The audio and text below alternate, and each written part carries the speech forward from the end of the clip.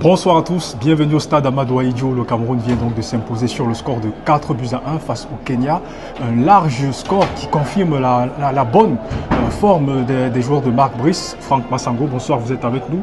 Comment est-ce que vous avez trouvé les Lions indomptables cet après-midi? On a vu Christian Bassogog qui semble avoir retrouvé de l'allant offensif. Est-ce enfin le grand retour pour lui au sein de cette sélection? Oui, bonsoir déjà à tous, bonsoir à tous les téléspectateurs de Like TV. Nous avons vu un très bon match. Les Lions indomptables se sont imposés. On a vu effectivement un bon renouveau, milliardaire chinois à Bassogog, qui a été très performant, qui a été très intéressant sur son côté. Il a énormément provoqué, il a marqué, il a apporté beaucoup d'allant offensif. Et c'est tout bénef pour le sélectionneur qui a besoin de plusieurs potentiels offensifs, parce qu'on voit bien que Abouaka est de plus en plus vieillissant.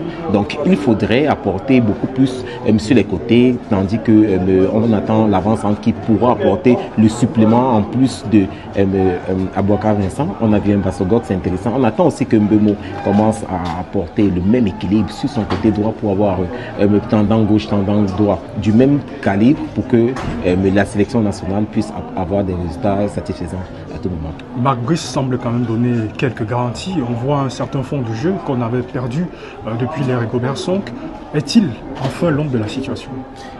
Contrairement à Rigobert Song, je me rappelle il y a 1 an ou 2 ans, on avait eu une interview où je vous avais dit, je n'ai jamais pensé, je n'ai jamais cru que Rigobert Song pouvait être l'homme de la situation. Mais Marc Brice, dès ses premiers entraînements, dès son caractère, sa façon de gérer sa communication, on sent quelqu'un qui maîtrise le sujet de son équipe, de ce qu'il fait, de ce qu'il veut, de sa capacité à gérer les matchs, surtout à domicile. Vous voyez, il a dit qu'il veut tous les matchs à Yaoundé. Vous voyez que le nombre de buts qu'il marque à domicile est très intéressant.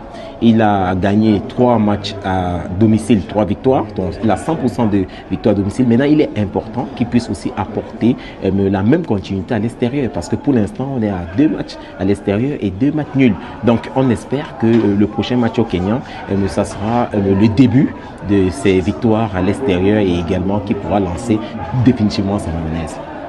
On espère en tout cas que le message a été reçu du côté de Marc Brice. On rappelle qu'à l'issue de ce match, les Lions indomptables prennent la tête de ce groupe J, puisqu'en battant cette équipe du Kenya, ils comptent désormais 7 points.